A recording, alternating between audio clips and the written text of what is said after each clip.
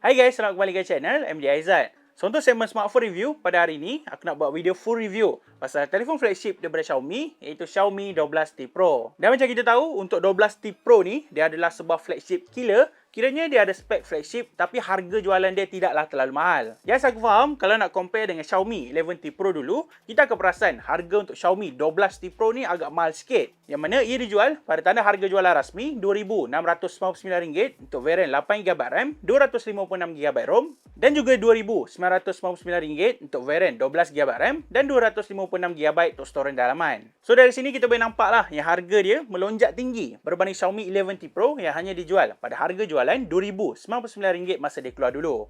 Memang tinggi jugalah kan. But still, kalau kita tengok apa yang ada dekat Xiaomi 12T Pro, overall dia sebuah smartphone yang berbaloi juga dengan harga yang ditawarkan. Dan aku tahu agak terlambat untuk aku buat ulasan penuh pasal Xiaomi 12T Pro, tapi inilah dia video review daripada aku setelah menggunakan peranti ini selama 1 bulan. So jom, tanpa melengahkan masa lagi, ayuh kita mulakan video ini.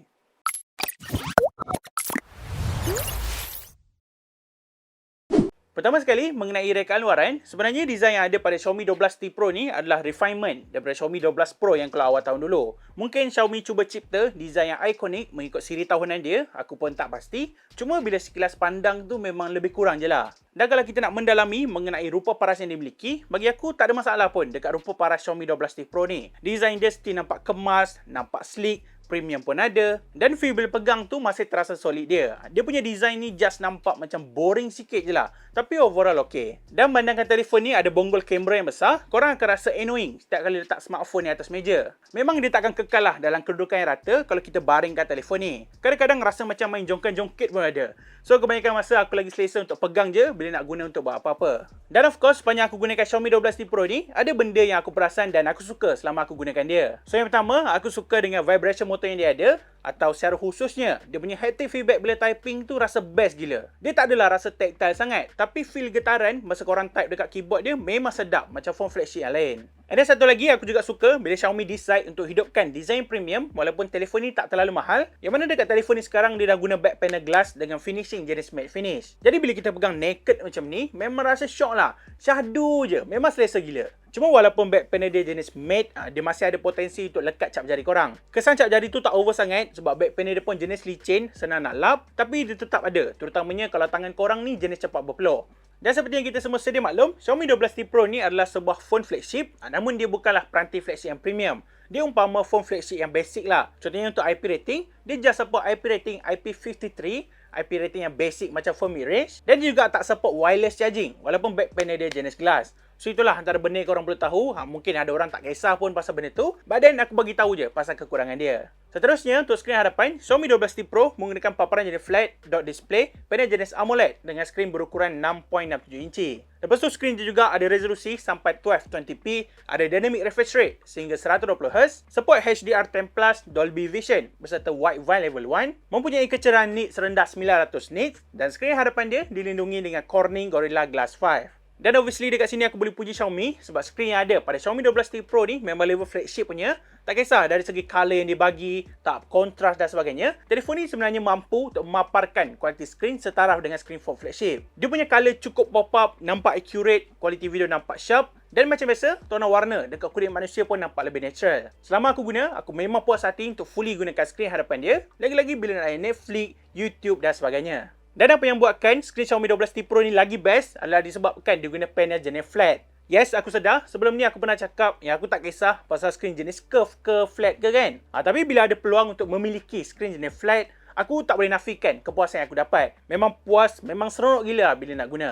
Dan antara upgrade terbesar buat skrin pada telefon ni, kali ni dia hadir dengan in-display fingerprint scanner. Dan bagi aku, fingerprint scanner dia sangat cemerlang. Aku boleh bagi rate dalam 9/10 sebab dia punya fingerprint scanner ni cukup tangkas, cukup pantas untuk kesan cap jari kita. Dan potensi untuk gagal tu pun memang rendah. Selama aku guna memang okey je. Korang tengok, 1, 2, 3.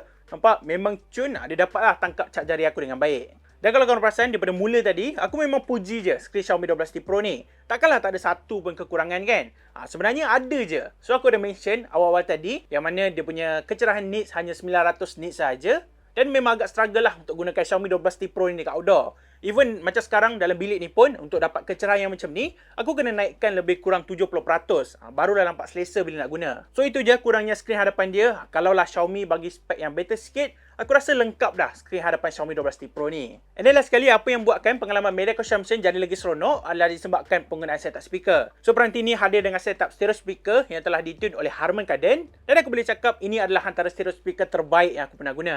Dia punya audio tu cukup crispy, vokal penyanyi, vokal orang bercakap dalam movie memang menyelah. Lepas tu tahap volume dia pun cun, buka separuh dah kuat, dan yang paling penting sekali, stereo speaker dia ni cukup seimbang. Aku tak banyak komen sangat pasal speaker sebab sedap je audio yang dihasilkan. So korang boleh layan dulu hasil audio yang datang daripada setup speaker dia. I know you told your friend you're not okay, and tell me what's wrong and why you never said you felt that way. Guess you're trying to stay strong and fake a smile until I look away. But I've known you too long, it hurts to watch your blue eyes fade to gray as you fade away. As you fade away.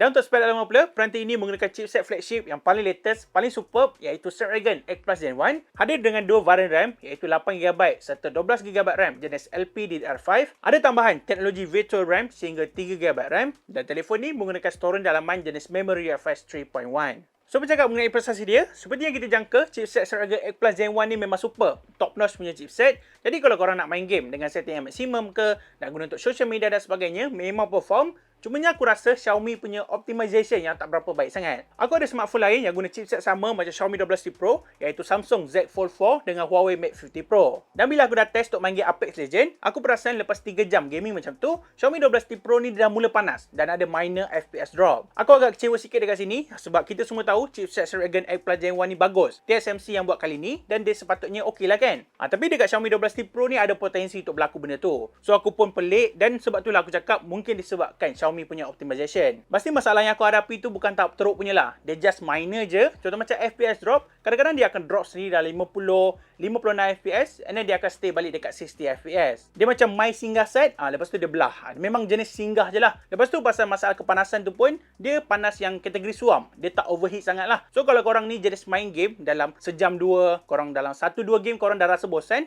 aku rasa korang takkan jumpa lah masalah FPS drop bagai ni. Korang cuma akan alami masalah tu kalau main game dalam jangka masa yang lama sahaja. Dan kemudian berkenaan software yang digunakan, Xiaomi 12T Pro hadir dengan MIUI 13 yang berasaskan Android 12. Dan kalau korang ni dah terbiasa untuk guna MIUI, korang tahulah macam mana dia punya user interface, nak custom semua tu. Aku tak nak sentuh bahagian tu disebabkan aku rasa ramai orang dah tahu. Korang cuma nak tahu masalah yang aku hadapi je kan. So secara jujurnya aku terkejut dah dengan MIUI 13 daripada Xiaomi ni. Kalau kita ikut sejarah lampau Xiaomi, MIUI ni memang terkenal dengan software yang penuh dengan bug. Tapi surprisingly, selama aku gunakan Xiaomi 12T Pro, aku pelik kenapa dia tak ada bug. Biasanya kita akan pelik kenapa dia ada bug kan. Kali ni aku rungsing, aku terkejut dah dengan MIUI 13 ni. Aku rasa Xiaomi dah mula dengar luahan pengguna dia dan aku memang tak jumpa langsung sebarang bug sepanjang aku gunakan telefon ni. Aku ada cuba juga cari dekat Google masalah yang orang lain hadapi masa diorang guna Xiaomi 12T Pro, tapi terus terang aku cakap yang aku tak jumpa bug pun. Contoh macam masalah Wi-Fi connecting, aku boleh je connect dengan Wi-Fi. Lepas tu ada juga masalah notification masuk pun aku dapat je noti dengan cepat. Dan ada juga yang komplain screen dia stuck atau freeze, dan yang ni pun aku tak pernah hadapi. Mungkin lain device, lain masalah dia, tapi selama aku guna memang okey je lah. Boleh kata yang MIUI 13 ni dah stabil dan selesa untuk guna sebagai daily driver.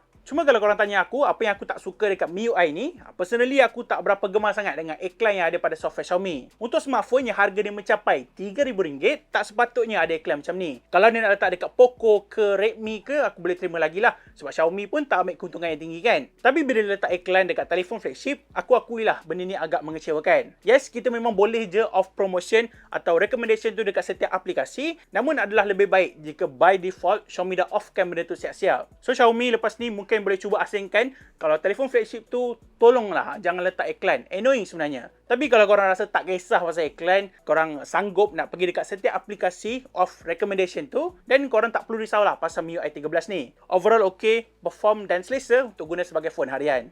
Okay, next untuk spek bateri. Telefon ni hadir dengan bateri berkapasiti 5000 mAh dan dia juga turut hadir dengan adapter fast charging setinggi 120W hypercharge. So untuk pengetahuan korang, dekat MIUI 13 sekarang dia dah tak ada total screen on time. Jadi aku pun tak tahu berapa actual screen on time yang aku dapat selama aku guna. Kalau nak cerita pasal prestasi bateri, bagi aku okey, dia tak adalah drain dengan teruk sangat dan lepas je untuk penggunaan harian. Dan kalau ikut gambar screenshot yang korang tengok ni, daripada bateri penuh sampailah ke low bateri, kadang-kadang boleh capai lebih daripada 23 jam, ada yang sampai 25 jam, tapi ada juga dapat 16 jam saja untuk sehari. Tengok juga macam mana cara kita gunakan telefon ni. Secara keseluruhan aku puas hati je sebab dia lepas untuk penggunaan daripada pagi sampailah ke malam. Dan untuk fully charge Xiaomi 12T Pro dengan adanya adapter 120W hypercharge daripada Xiaomi, korang tak perlu risau sebab dia hanya mengambil masa sekitar 25 minit saja untuk full charge. Memang laju, berdesuk dia pergi. Kalau korang bangun pagi, korang terlupa nak charge, korang charge dia dulu. Lepas tu korang pergi mandi apa semua, korang balik je daripada bilik air, tahu-tahu dah penuh. Memang laju gila lah. Korang tak payah risau pasal masalah charging.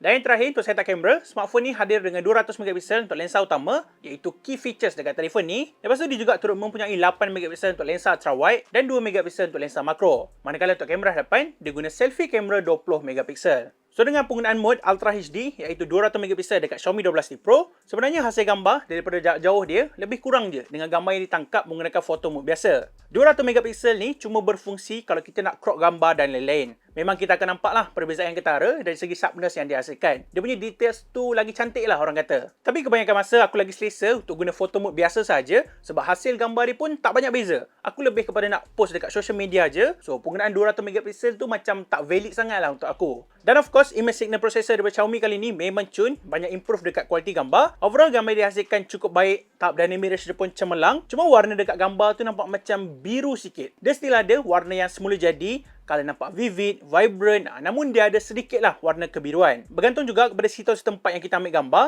Bagi aku soal warna ni tak ada masalah sangat lah. Yang penting sharpness dia. Dan bagi aku okey je, aku patut bagi kredit dekat Xiaomi kali ni sebab aku puas hati untuk ambil gambar guna setup kamera dia. Tapi itulah, aku cuma kagum dengan gambar daripada lensa utama dia je. Kalau nak cerita pasal lensa ultra wide dengan 8 megapiksel, gambar yang terhasil tu gentle lah, nampak sambal. Kita boleh nampak beza dari segi color shifting, ketajaman gambar dan sebagainya. Memang lensa ultra wide dia tak bagus sangat jika nak dibandingkan dengan lensa utama. And untuk penggambaran waktu malam, secara peribadi aku suka dengan fungsi night mode dia. Dia mungkin nampak sedikit gelap tapi dia true to life lah. Apa yang kita nampak, itulah hasilnya. Nampak lebih natural, kamera dia tak over sangat nak cerahkan gambar. Dan kawalan exposure serta noise dia pun cukup baik walaupun kita ambil gambar pada tempat yang kurang cahaya. Bagi aku, fungsi night mode dia kira superb lah untuk phone harga macam ni. Dan untuk video pula, peranti ini mampu untuk merakam video sehingga resolusi 8K 24fps. Aku tak tahu siapa yang akan guna 8K tu. Kebanyakan masa aku banyak rekod dekat 4K dan 1080p saja. Macam video yang korang tengok ni, yes, ia adalah hasil video beresolusi 4K 60fps. Dan aku berpendapat bahawa kualiti video dia cun. Aku suka dengan fungsi optical image stabilization dia kali ni, yang mana kita akan perasan kamera dia tak terlalu over nak stabilkan video tu. Kualiti video nampak lebih smooth dan efek jitter pun kurang kelihatan. Secara overall, aku boleh cakap menarik jugalah penawaran yang ada pada setup kamera Xiaomi 12T Pro ni. Gambar dia cun, video pun okey. Cuma itulah, kalau boleh janganlah letak 8 megapiksel je dekat lensa ultra wide. Mungkin lepas ni boleh cuba upgrade pada megapiksel yang lebih tinggi supaya dia seimbang antara lensa utama dengan lensa ultra wide. Okay guys, so aku rasa itu sahaja untuk video kali ni. Sebarang pendapat yang aku kongsikan adalah berdasarkan pendapat peribadi aku. Dan aku harap video kali ni menjawab persoalan korang sama ada berbaloi ataupun tidak untuk beli Xiaomi 12T Pro. Secara jujurnya, kalau sekarang ni korang ada bajet sekitar RM3,000 dan mencari peranti flagship yang bagus dan sesuai sebagai daily driver, aku memang akan recommend lah untuk korang beli Xiaomi 12T Pro. Dia layak dengan gelaran flagship gila tahun 2022. Dan yes, kalau korang ni follow aku daripada dulu, korang mesti tahu kan, yang aku ni jarang gila nak recommend telefon Xiaomi. Kalau aku buat video peranti terbaik ke apa, aku akan letak telefon Xiaomi nombor 4, nombor 5 sebab dia punya software memang banyak masalah. Tapi itulah, aku pun tak sangka dekat MIUI 13 banyak dah benda yang improve dan selesa je kalau nak guna. Even aku sendiri pun sanggup risikokan diri aku untuk test telefon daripada Xiaomi dan output dia cukup membanggakan. Aku pun tak sangka lah sebenarnya. So dengan harga jualan dia, korang pula rasa macam mana? Berbaloi ke untuk beli Xiaomi 12T Pro ni? Lepas tu aku juga nak tahu feedback daripada pengguna Xiaomi 12T series sendiri. Kalau korang tengok video ni, korang tolonglah komen bagi tahu pengalaman korang pakai smartphone ni. Mungkin berguna untuk bantu user lain dekat luar sana. Korang bolehlah kongsikan pendapat korang di ruangan komen. Dan jika korang berminat, aku akan tinggalkan segala info serta link pembelian dekat description box di bawah.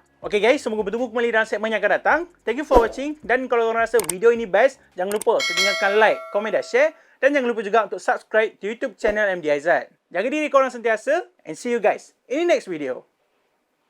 Bye-bye.